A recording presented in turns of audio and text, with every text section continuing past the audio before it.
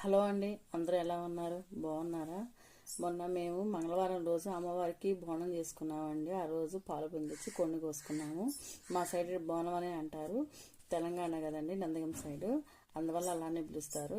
అయితే సోమవారం రోజు వచ్చామండి నందిగామ వస్తే అక్కడ బ్యాంకులో పని నుండి కొంచెం ఆ పని అంతా చూసుకొని ఇంటికి వెళ్ళాము. ఇంటికి వెళ్ళిన తర్వాత కొంచెం మావయ్య హెల్త్ బాగాలేదని మెడిసిన్ అవి తీసుకొని మావయ్య కూడా చూపించుకొని హాస్పిటల్లో ఇంటికి వెళ్ళాము. ఇంటికి వెళ్ళిన తర్వాత అందరం కలిసి నైట్ భోజనం చేసి కొనుక్కున్నాము. ఎర్లీ మార్నింగ్ పొద్దున్నే లేసి ఇంకా అమ్మవారికి బోనం చేసుకున్నాములే. మే 2వ తారీఖు అమ్మవారి తిరునాళ్ళు జరిగింది. అప్పుడు కుదరలేదు, బాబుకి ఎగ్జామ్స్ ఉన్నాయని. ఇంకా ఇప్పుడు ఎగ్జామ్స్ అయిపోయినాయిలే అని ఈరోజు నిన్న మంగళవారం రోజు చేసుకుంటున్నాము.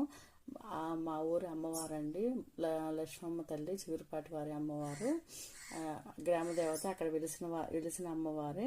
ఇంకా అక్కడ పూజలు చేసుకొని అక్కడ చీరలు, గాజులు, అమ్మవారికి పూలదండలు అన్నీ తీసుకెళ్ళి పూజ చేయించేసుకొని మా చిన్న బాబు ఏమో బొడుగుని చేయించుకున్నాడండి. పెద్ద బాబు రేపు తిరుపతి 15వ తారీఖు వెళ్తున్నాము, అప్పుడు పెద్ద బాబు చేయించుకుంటాడు, చిన్న బాబు ఒకటే చేయించుకున్నాడు. మేమేం 3 కత్తులు ఇచ్చేసాను, నేను, మా తోడుకోళ్ళ పిల్లలు, మా తోడుకోళ్ళు అందరము. ఇంక ఎప్పుడు మా తోడుకోళ్ళు మేమందరం కలిసి చేసుకుంటామండి.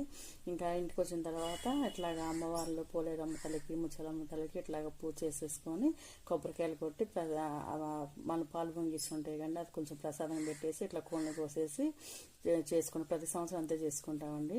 ఈ వీడియో నచ్చితే లైక్ చేయండి. ఇంటికి వచ్చిన తర్వాత అందరం కలిసి భోజనాలు చేసేసాము. ఈ వీడియో నచ్చితే లైక్ చేయండి, సబ్స్క్రైబ్ చేసుకొని మన ఛానల్